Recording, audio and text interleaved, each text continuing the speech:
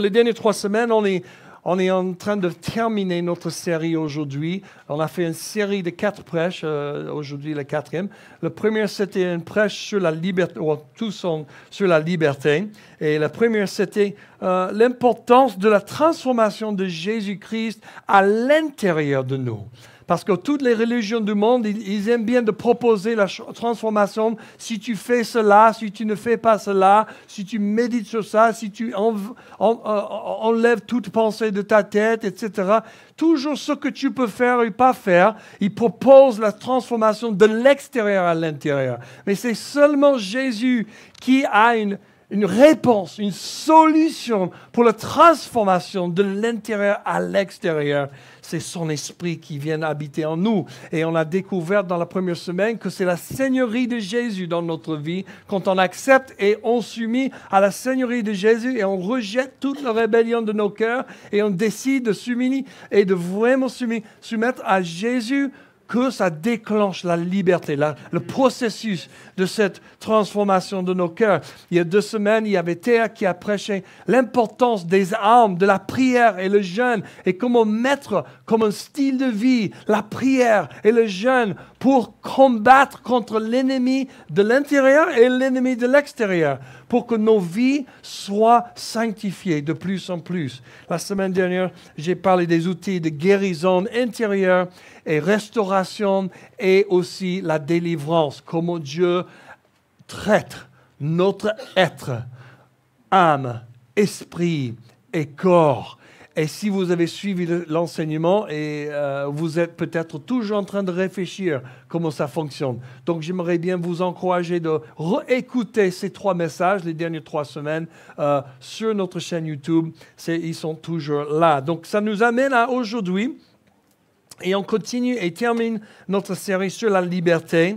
Et aujourd'hui, on va parler la foi pour la liberté.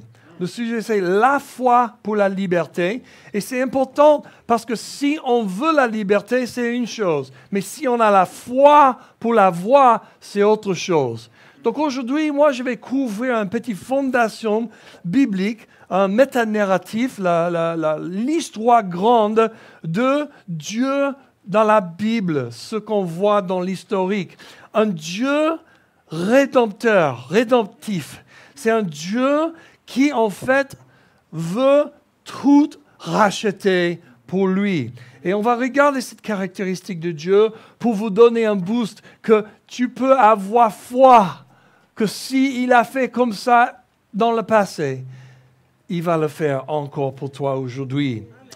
Mais avant qu'on commence avec une petite métanarrative sur un Dieu rédempteur, on va regarder quelques définitions de rédemption et rédempteur. Larousse dit que la rédemption, c'est action de ramener quelqu'un au bien, de se racheter. Le dictionnaire Google Oxford dit action de sauver ou d'être sauvé du péché, de l'erreur ou du mal. Action de reprendre ou de gagner la possession de quelque chose en échange du paiement ou de l'appurement d'une dette. C'est incroyable comme Oxford, le dictionnaire Oxford, sur Google, la première définition qui arrive parle du péché, parle de dette qu'on a et parle d'un Dieu qui peut complètement nettoyer. De la racine latine, redemir, nous comprenons le sens de racheter ou rédemption. En hébreu, la première fois et plusieurs fois dans l'Ancien Testament en hébreu, on voit le mot Gaal. C'est un mot en hébreu qui dit une racine. Ça nous rappelle à une loi orientale pour racheter dans la famille, les relations. C'est être le plus proche parent, vengeur, délivré. Jouer le rôle de proche ou de suivant, acheter, rançonner, racheter, sauver ou libérer. La définition biblique, c'est un rédempteur, c'est quelqu'un qui rachète ou sauve. Et normalement, dans les lois orientales, c'était la personne la plus proche dans la famille qui a le droit et l'obligation légale pour racheter ce qui te manque. C'est-à-dire, il y a Chris Wright qui a écrit pas mal de bonnes choses. Et Chris Wright, c'est un scholar dans l'hébreu et surtout sur la missiologie et la mission de Dieu. Et il a expliqué qu'il y a 3 aspects principaux de la rédemption dans l'Ancien Testament. Numéro 1, la vengeance du sang versé. Si quelqu'un était assassiné, un membre de la famille de la victime se chargeait d'amener le coupable devant la justice. Précisez, devant la justice, pas rendre la justice. Ramener la personne devant les autorités pour donner la justice. Donc, c'était une vraie responsabilité. Si quelqu'un tue un membre de ta famille, tu es obligé, selon la loi, mais aussi tu le veux, trouver la personne coupable et l'amener à la justice. Bon, on voit les problèmes avec ça aussi.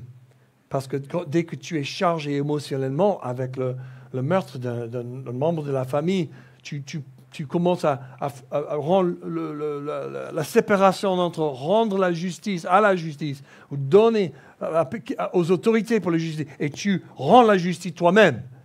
Et les gens commencent à faire ça. Et on voit le problème de vengeance qui existe dans le monde aujourd'hui. On voit, il y a des histoires entre un pays et un autre pays. Ou plutôt, aujourd'hui, on oublie les lignes de pays. Un peuple et un autre peuple. Qui ont une histoire de 2000, 3000 ans de vengeance, de justice. Il y a une grande ligne là entre les deux. La deuxième définition pour aspect de rédemption, c'est rachat de terre ou d'esclaves. Si quelqu'un devait vendre sa terre pour rester économiquement à flot, un proche parent avait la responsabilité de l'acheter pour qu'elle reste dans la famille. Si en raison de difficultés économiques, quelqu'un devait se vendre comme esclave, il était du devoir d'un parent plus riche ou un autre membre de la famille plus riche de racheter la personne. Lévitique 25 donne toutes ces règles dans la Bible. Et le troisième aspect principal de la rédemption, c'est fournir un héritier. Si un homme mourait sans fils pour hériter de son nom et de ses biens, un parent avait le devoir moral et légal de prendre le veuve du défunt et de chercher à lui donner un héritier. L'histoire de Ruth et Boaz est l'une des plus illustratives de cette loi que l'on trouve en Ruth 4. C'est-à-dire, si mon frère meurt avant d'avoir un fils, moi, je suis obligé de marier sa femme et pourvoir pour lui. Quelle confusion, quelle complication. Je ne peux pas vivre dans cette époque, désolé. Ça n'a rien à voir avec ma belle-sœur. C'est juste le principe, désolé. J'espère qu'elle ne comprend pas français toujours. Sois béni. Chaque fois qu'on parle des sujets comme ça, c'est un peu sensible, non? Tout le monde commence à penser à leur frère, leur belle-sœur. Non. Arrête! Au nom de Jésus. Revienne aux moutons. Des moutons. Donc, maintenant qu'on a une petite définition de cet aspect de rédemption biblique et comment ça fonctionnait dans la société réelle, parce qu'on voit le soin, on voit l'amour que Dieu avait pour les gens mentalement dans cette rédemption. On voit comment Dieu aime son peuple et leur économie aussi. Il voulait prendre soin de leur économie, leur situation économique et aussi relationnelle, en tous sens. Le boulot, leur terrain et toutes ces choses. Bon, on va regarder une petite histoire de la rédemption dans la chute.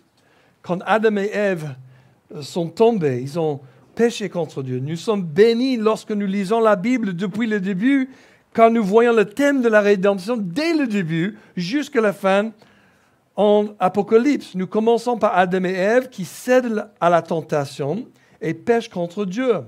Et dans leur désobéissance à son simple commandement, ils sont bannis de l'Éden et le Saint-Esprit leur est retiré. Ce sont les conséquences de leur péché. Il y a toujours des conséquences à notre péché, non? La plupart du temps, elles commencent par la honte et la peur. Pourquoi je vous vois tellement vivante et en feu pour le Seigneur un dimanche et tout d'un coup disparu pendant 3-4 semaines? Peut-être je me trompe. Peut-être vous étiez en vacances.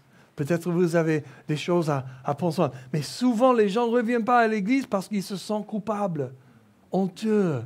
Ils ont péché. Et est-ce que je peux annoncer quelque chose? Il n'y a personne parfait encore.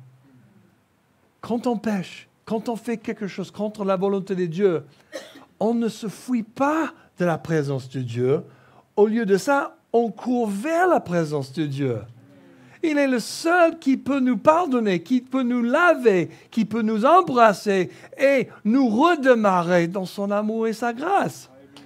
Donc, il faut changer cet aspect. Mais c'est dès le début. On voit en Genèse 3:10, « J'ai entendu ta voix dans le jardin et j'ai eu peur parce que j'étais nu. Alors, je me suis caché. » C'était la réponse d'Adam. Et on voit qu'Adam et Ève, qu'est-ce qu'ils ont fait? Ils ont péché contre Dieu et après, ils ont été conscients de le fait qu'ils étaient nus et ils ont désobéi. Parce que quand ils ont désobéi à Dieu, ils n'ont pas juste mangé n'importe quel fruit. La désobéissance, c'était le manger le fruit de la connaissance du bien et le mal. C'était un moment des yeux étaient ouverts pour comprendre le mal et le bien. Et maintenant, ils savaient ce qu'ils ont fait contre Dieu, clairement. Et dans ce moment-là, oh non! Et la peur de la réaction de Dieu, ils commençaient à questionner l'amour de Dieu qu'ils ont expérimenté jusqu'à ce moment-là. Ils n'avaient aucune raison pour questionner l'amour, la grâce et la justice de Dieu jusqu'à ce moment-là, quand ils ont mangé de ce fruit-là. La peur n'existait pas avant ça.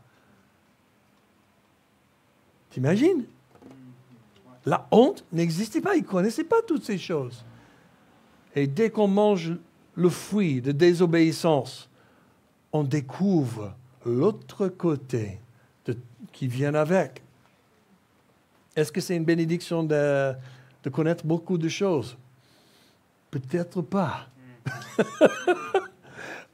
On dit en anglais, « Ignorance is bliss ». L'ignorance, c'est la joie. Je ne suis pas complètement d'accord avec ça, mais ça, c'est un sujet pour un autre jour. Bon, j'aimerais bien juste lire un commentaire sur cette désobéissance.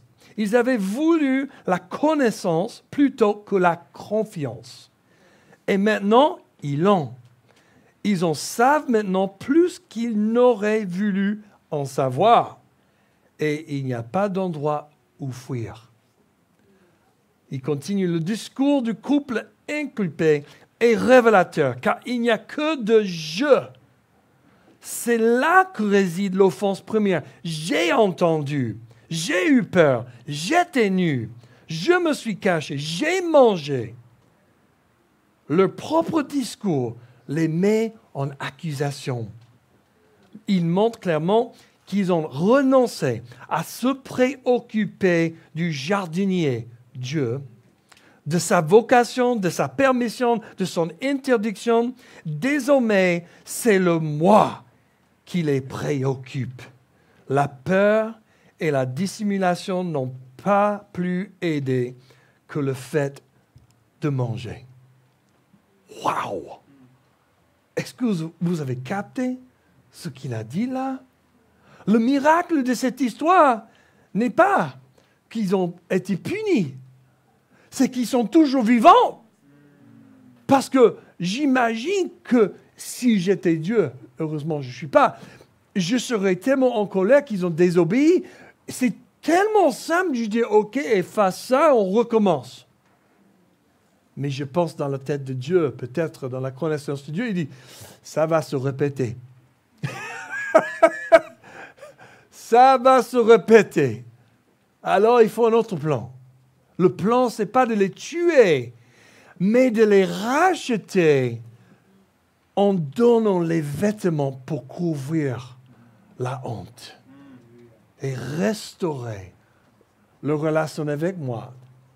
C'est impossible de retourner à la même relation d'avant, parce que maintenant le péché est introduit dans la vie. Mais Dieu avait un plan pour les racheter et redonner la rédemption à travers d'eux, dans la terre, sur la terre, à travers le peuple, au fur et à mesure de toute l'histoire de l'humanité. Je trouve ça incroyable. Donc, ils ont été bannis du Jardin d'Éden et ils ne pouvaient plus manger de cet arbre de la connaissance du mal et bien et vivre à jamais. Donc, ils ont quitté, ils ont déjà mangé et maintenant, Dieu commence à mettre des limites d'âge. Ça sera sympa si dans la politique, on a des limites de termes, comme Dieu a commencé à mettre des limites de termes. Je sais que dans les politiques américaines, on a vraiment besoin de ça. Ça, c'est mon avis. Alléluia. Soyez bénis avec votre avis. Mais on ne peut pas éviter le fait qu'on va tous mourir maintenant. Ils disent qu'ils pouvaient vivre à jamais avec Dieu s'ils n'ont jamais mangé du fruit de cette connaissance du mal et du bien. Et Dieu dit, ils sont comme nous maintenant, en parlant de Trinité. Alors, ils ne peuvent pas vivre à jamais, physiquement. Parce que tout le monde va vivre éternellement en esprit, mais pas encore comme ça. Donc, c'était le début de limite d'âge. Et maintenant, notre option de servir Dieu, c'est limité dans notre temps sur la terre. C'est-à-dire que si on ne sert pas Dieu dans le temps on est donné sur la terre, on est bloqué avec cette décision pour l'éternité.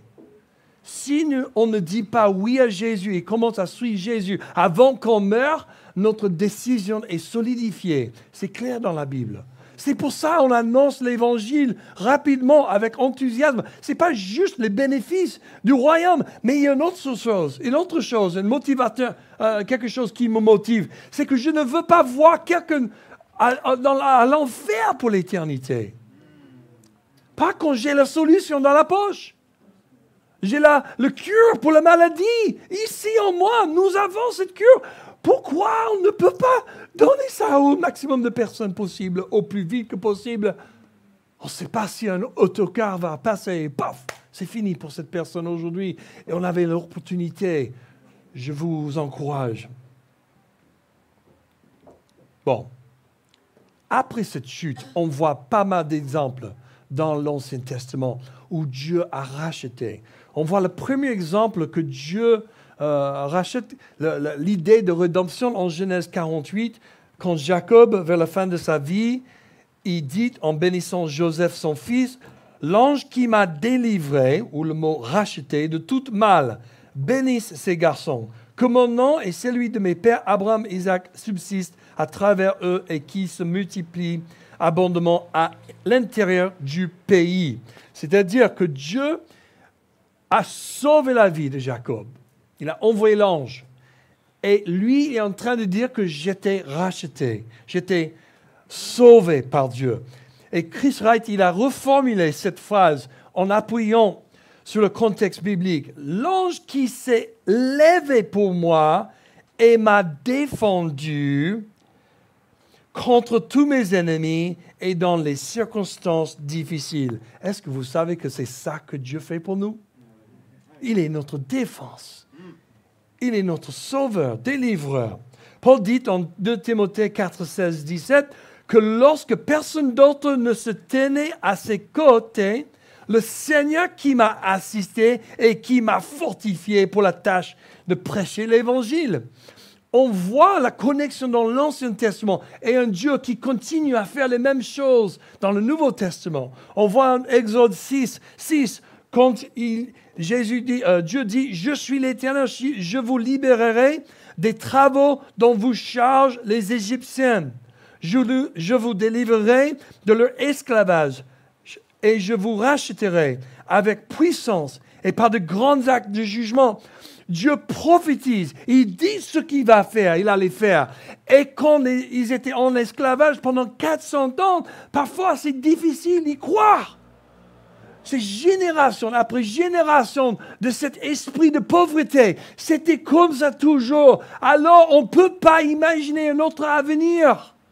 Parce que notre passé est toujours en train de nous définir et on le laisse. Et c'est tellement inculturé que ça fait partie de notre culture de dire qu'on ne va jamais sortir de ce tas de n'importe quoi. Combien de fois on parle comme ça? Bon, mes parents, ils étaient comme ça, c'était comme ça avec mes grands-parents, on va continuer à faire la même chose. On n'est pas bloqué. Dieu peut nous délivrer. Il a dit, je vais vous racheter, je vais vous être ton rédempteur. Et il continue avec une chanson, après ils sont rachetés, après ils sont complètement délivrés d'Égypte.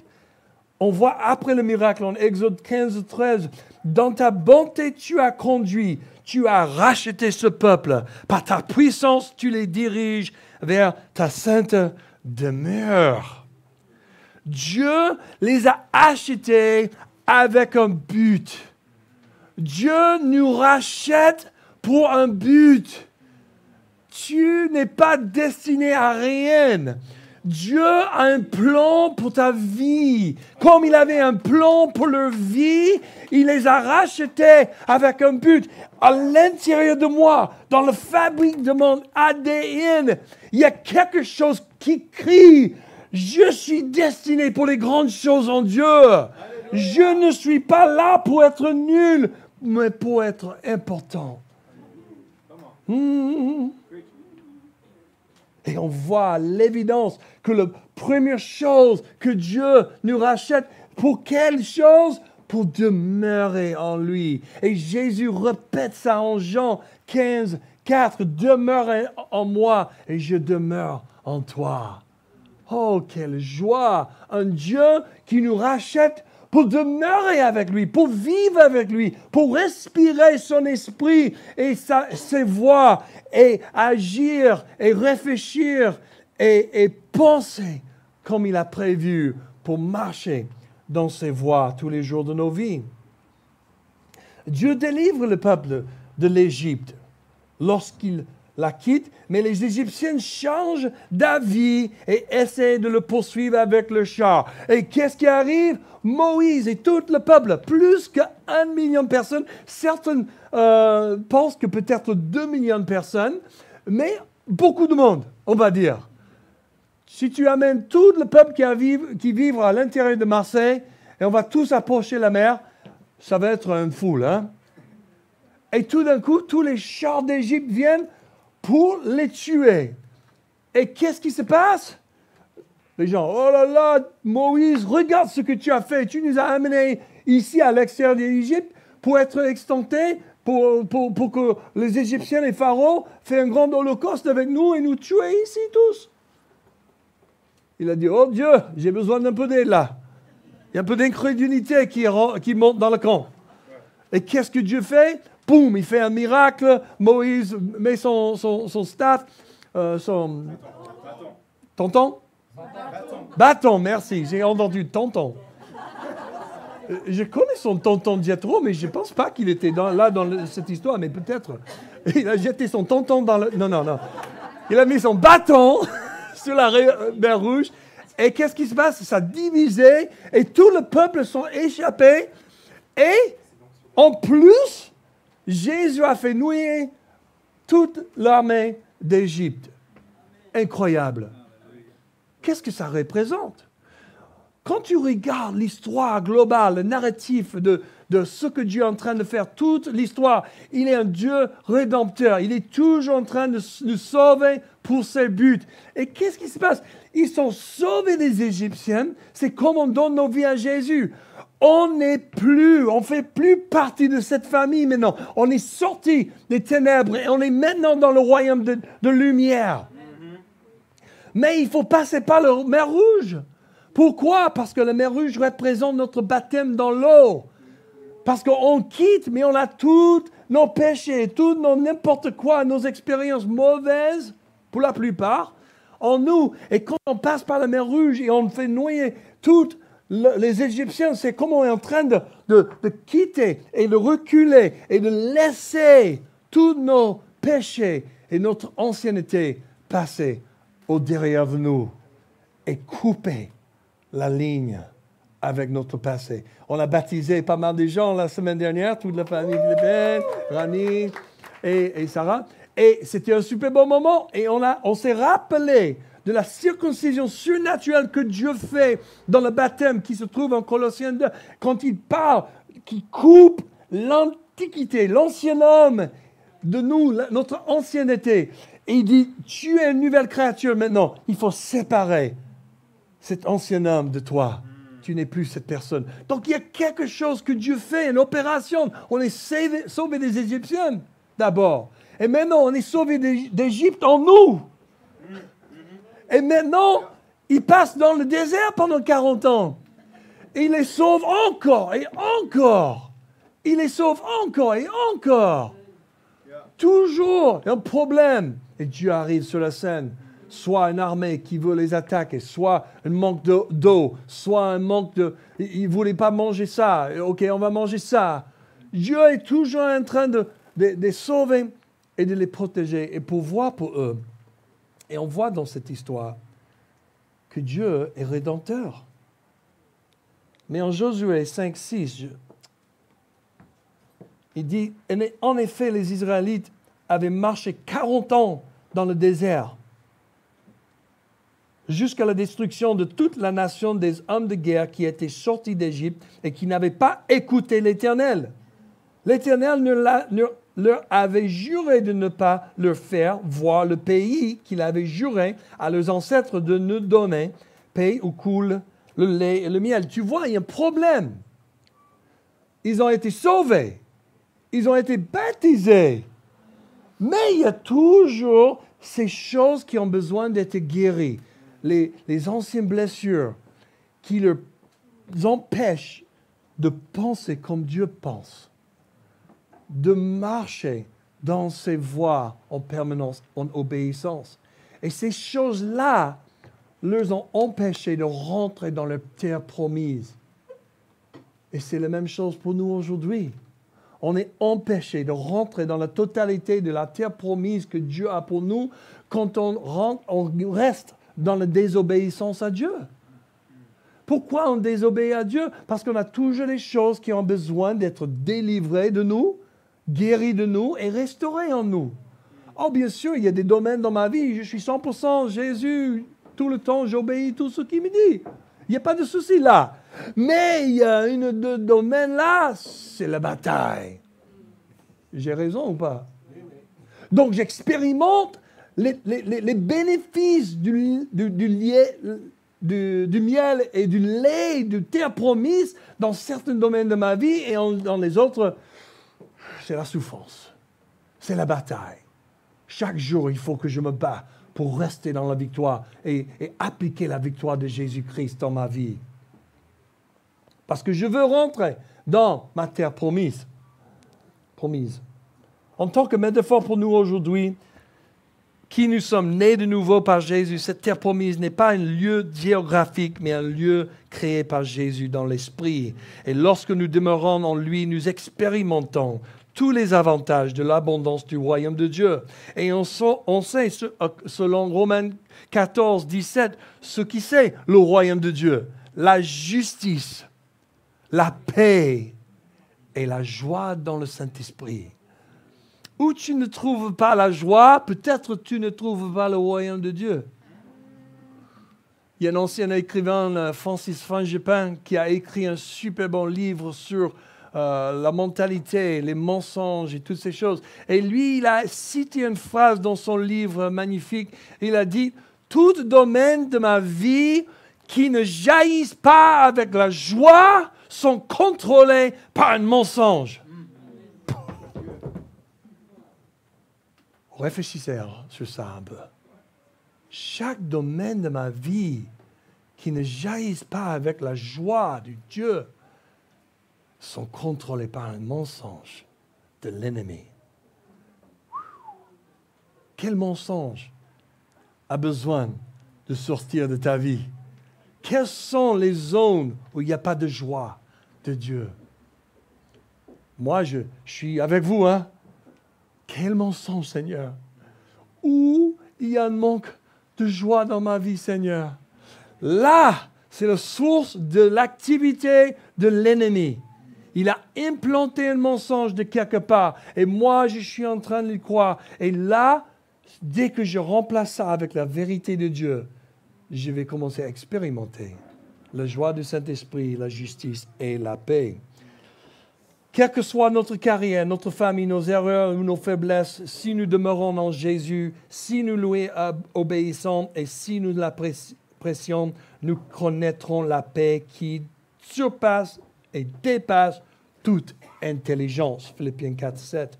Le peuple de Dieu expérimente encore et encore la rédemption de Dieu en entrant dans la terre promise et en vainquant ses ennemis après les 40 ans. Le peuple de Dieu s'engraisse en vivant dans la terre promise, puis retourne aux idoles. Ah! Matt, qu'est-ce que tu es en train de dire? Je suis en train de vous montrer quelque chose. L'homme est bête, l'homme est têtu, l'homme est pécheur, l'homme, peu importe combien on donne à Jésus, on a cette tendance dans notre chair de retourner vers le mal chaque fois. On peut expérimenter la bénédiction de Dieu, l'onction de Dieu, guérir les malades, ressusciter les gens de la mort et le lendemain faire n'importe quoi. On a cette capacité en nous parce que Dieu nous a donné cet arbitre libre, cet choix. Libre arbitre, merci. Tous les deux, hein, comme vous voulez.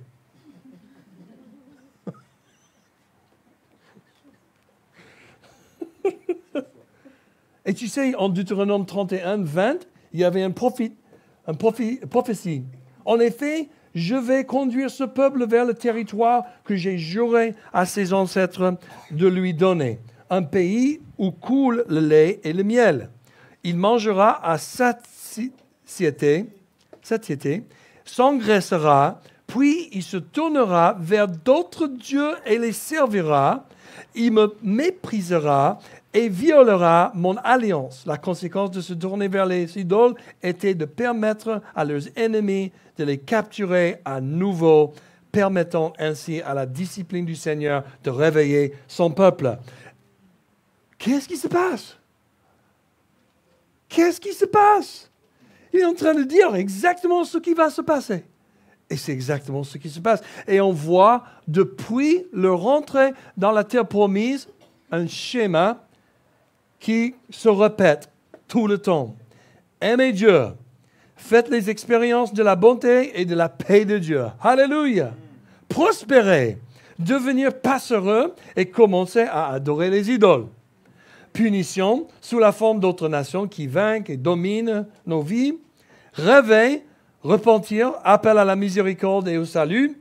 Dieu apparaît, les rachète et le chemin recommence. C'est ça l'Ancien Testament. Un peuple qui continue dans la désobéissance, mais à un certain point, « Oh Dieu, on s'est trompé, reviens vers nous !» Et qu'est-ce que Dieu fait? Il revient vers nous, parce qu'il est miséricordieux. Il est dans la souffrance patient. Il est plein d'amour. Donc quand on voit que Dieu, les gens disent « Dieu est méchant, Dieu n'est pas gentil », excusez-moi, hein, c'est nous qui ne sommes pas gentils. C'est nous qui sommes les malins. C'est nous qui continuons à faire n'importe quoi et désobéir à Dieu et faire n'importe quoi dans la société. Est-ce que vous avez juste regardé les journaux dans les derniers quelques jours? Ce n'est pas le bonjour, on a des bonnes nouvelles pour vous. Ça ne commence pas comme ça. Ça commence avec les meurtriers, la violence, le vol, la méchanceté, la guerre, les gens meurent partout, par la faim, les rumeurs, c'est tout. Tout est négatif. Oh, j'aime bien quand les émissions, ils disent « On a un petit peu de bonnes nouvelles pour vous aujourd'hui. Il y a mamie qui a célébré son 110e anniversaire. Et tout ce qu'elle voulait faire, c'est de toucher tous les chiens du voisin. Donc, on a fait une parade des chiens. Bonjour, bonjour. Je ne monte pas. C'est exactement ce que j'ai lu il y a 3 jours. C'était un papy, en fait, pardon. C'était un papy de 110 ans, et ce qu'il voulait pour son anniversaire, c'est de caresser tous les chiens de quartier. Ils ont dit que ça a pris 3 heures pour caresser tous les chiens dans le quartier. Dieu nous a destinés pour autre chose, hein? Bon, pourquoi j'ai dit ça? Parce que tout autour de nous est négatif, et ça nous montre combien le problème est nous. Le problème, c'est le péché, le diable qui a trompé Adam et Ève, qui est rentré dans leur cœur. Ils ont passé cette même nature pécheresse à toute l'humanité. Et c'est seulement un Dieu rédempteur qui peut changer la situation. C'est pour ça, enfin, après le schéma, il a envoyé Jésus dans le temps parfait. Et Jésus, c'était le seul qui pouvait changer, sauver, rédempter, si tu veux, racheter l'homme, pas de l'extérieur, mais de l'intérieur, jusqu'à son ADN. Une transformation vraie, solide et éternelle. En Luc 19:10, car le Fils de l'homme est venu chercher et sauver ceux qui sont perdus. Le ministère de Jésus consistait à racheter l'humanité des effets d'un monde pécheur. Jésus a montré un Dieu rédemptif avant il a racheté le monde. Qu'est-ce qu'un Dieu rédemptif fait avant que la rédemption officielle se passe? Jésus a guéri les malades, chassé les démons de ceux qui étaient opprimés et possédés. Jésus a redonné espoir à ceux qui étaient désespérés. Jésus a pansé les blessures des cœurs brisés. Jésus a libéré les captifs. Toutes les choses prophétisées sur lui en Isaïe 61 se passaient dans son ministère pour nous montrer quel type de ministre on doit avoir. Quel type de ministère nous avons en Jésus-Christ. Notre demeure en Jésus-Christ doit produire un ministère rédempteur. Tu vois, dans l'ensemble, nous voyons le ministère de Jésus comme un simple précurseur de son intention ultime, la rédemption de l'humanité une fois pour le monde entier, pour tout temps. Lorsque Jésus est mort sur la croix, il a fait quelque chose pour tout Israël et le monde entier. Même Caïphe, le grand prêtre à l'époque du ministère de Jésus, a fait une remarque prophétique alors qu'il discutait avec les pharisiens et les chefs des prêtres au sujet du ministère de Jésus. Fais attention à cet argument-là, parce que ça montre combien Dieu, il n'est pas juste dans les choses évidentes, mais il rentre dans l'intérieur du camp de l'ennemi pour travailler de ce côté aussi. Tu vois l'histoire de Troie, les Grecs. C'est une histoire qui a été racontée par plusieurs différents, dans l'Iliade et dans plusieurs choses. Mais en général, on a cette histoire d'un cheval de Troie que les Grecs ont donné à la fin de bataille pour dire la paix, etc., entre guillemets. Ils ont envoyé un cadeau, un grand cheval en bois pour dire la paix. Après, ils ont tourné le voilier ou le vaisseau dans la mer pour apparaître comme ils sont rentrés. Donc, les habitants de Troie, ils ont décidé de regarder ce cheval. Ils ont dit, oui, merci Seigneur pour ce cheval, ils commencent à célébrer ce cadeau de paix. Mais quand ils sont endormis ce soir-là, il y avait un piège. Il y a des peuples, l'armée, un troupeau des Grecs à l'intérieur qui commencent à démonter le cheval et commencent à massacrer, ouvrir les portes pour tous les murs, dans tous les murs, et tous les Grecs ils sont partis, qui ne sont pas vraiment partis, sont retournés et ils ont complètement brûlé Troie. C'est ce que Dieu a fait avant ça, dans un sens, avec la vie de Moïse.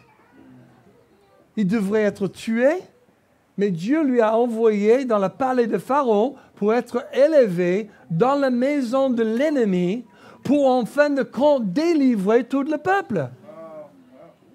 Et on voit ça en Caïphe aussi. Alors les chefs des prêtres et les pharisiens rassemblèrent le Sanhédrin et dirent, qu'allons-nous faire? En effet, cet homme fait beaucoup de signes miraculeux. Si nous le laissons faire, tous croiront en lui et les Romains viendront détruire notre ville et notre nation. L'un d'eux, Caïphe, qui était grand prêtre cette année-là, leur dit, vous n'y comprenez rien. Vous ne réfléchissez pas. Et si je parle avec vous comme ça, vous n'avez jamais accepté ça. Qu'il est dans notre intérêt qu'un seul homme meure pour le peuple et que la nation toute entière ne disparaisse pas. Or, il ne dit pas cela de lui-même, mais comme il était grand prêtre cette année-là, il prophétisa que Jésus devait mourir pour la nation. Et ce n'était pas pour la nation seulement, c'était aussi afin de réunir un seul corps, les enfants de Dieu dispersés partout. Qu'est-ce que Dieu est en train de faire? Il est en train de prophétiser un Dieu rédempteur. Et Jésus a fait exactement ça. Sur la croix, son sang parfait, sans péché, a payé notre dette pour nous racheter d'une vie pécheresse, d'une nature pécheresse. La transformation qui commence de l'intérieur et commence à étendre dans nos âmes, dans nos corps, que toute attitude, toute réflexion, toute action, tout mot ressemble à ce que Jésus allait dire, allait penser, allait faire. En Éphésiens 2, 4 à 8, « Mais Dieu est riche en compassion, quand on était dans nos péchés, à cause du grand amour dont il nous a aimés, nous qui étions morts en raison de nos fautes et dettes, il nous a rendus à la vie avec Jésus-Christ. C'est par grâce que vous êtes sauvés. Il nous a ressuscités et fait asseoir avec lui dans les lieux célestes en Jésus-Christ. Il a fait cela afin de montrer dans le temps à venir l'infinie richesse de sa grâce par la bonté qu'il a manifestée envers nous en Jésus-Christ. En effet, c'est par la grâce que vous êtes sauvés, par le moyen de la foi, et cela ne vient pas de vous, c'est le don de Dieu. Il a pris le cheval grec et il l'a mis à l'intérieur de nous. Et c'est que de la bonheur, la paix et la justice qui explosent, qui veut brûler tout ce qui ne vient pas de Dieu et ramener le royaume de Dieu à l'intérieur de nous pour restaurer, pour construire toute notre vie selon les voies du Seigneur. Dieu, il est incroyable. Il a prévu toutes ces choses. Pourquoi? Parce qu'il est un Dieu rédempteur. Il utilise même son Église pour racheter les gens, en envoyant nous vers les nations. Faites des disciples de toutes les nations, annonçant le bonne nouvelle de Jésus-Christ, enseignant toutes les choses que Jésus a enseignées. C'est notre charge maintenant d'être un peuple rédempteur vers le monde. Et on sait bien qu'en Apocalypse, quand tout le monde sera racheté enfin, le fin de cette époque et le commencement de l'éternité dans la présence de Dieu. Et on va terminer avec une citation d'Apocalypse 21 qui dit « Puis je vis un nouveau ciel et une nouvelle terre, car le premier ciel et la première terre avaient disparu et la mer n'existait plus. Je vis descendre du ciel d'auprès de Dieu la ville sainte, la nouvelle Jérusalem, préparée comme une mariée qui s'est faite belle pour son époux. J'entendis une voix forte venant du ciel qui disait, « Voici le tabernacle de Dieu parmi les hommes. Il habitera avec eux. Ils seront son peuple et Dieu lui-même sera avec eux. Il sera leur Dieu. Il essuiera toute larme de leurs yeux. La mort ne sera plus.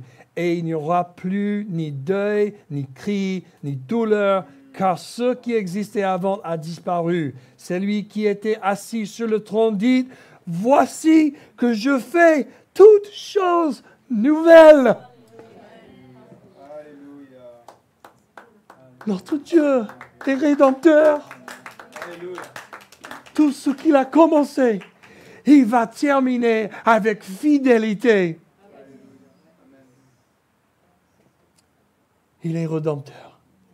Il prend tout ce que nous pouvons lui envoyer de mauvais et il le transforme en bien, nous sauvant au passage. Il est notre justice. Il est notre libérateur et notre héritage. Il est vraiment tout ce dont nous avons besoin pour être libres et rester libres. Prions, Seigneur Jésus. Merci, Papa Dieu, Jésus le Fils et Saint-Esprit, le Dieu trinitaire, on ne comprend pas tout, mais on sait que tu étais là avant l'humanité a été créée. Et tu nous as créés pour relation. Et même quand on a fait n'importe quoi, tu étais fidèle dans ta miséricorde, fois après fois après fois. Et depuis notre naissance nouvelle en Jésus-Christ, tu as prouvé que tu es là, fois après fois après fois. Donc on se soumet à toi aujourd'hui, Dieu, Dieu rédempteur. Et on crie, on se repentit de nos péchés, de nos mauvaises habitudes, de nos mauvaises attitudes et mauvaises pensées, Seigneur. De tout ce qui n'est pas bon selon tes voies, on se repentit. Et on dit, Seigneur, sauve-nous encore. Délivre-nous encore de tout domaine de nos vies qui ne jaillissent pas avec la joie du Seigneur. Que ta vérité soit implantée en nous en permanence, qu'on puisse être des chaînes de justice pour que les oiseaux de la terre puissent venir reposer, recevoir la paix, la justice et la joie du Saint-Esprit aussi. Au nom de Jésus. Amen. Amen.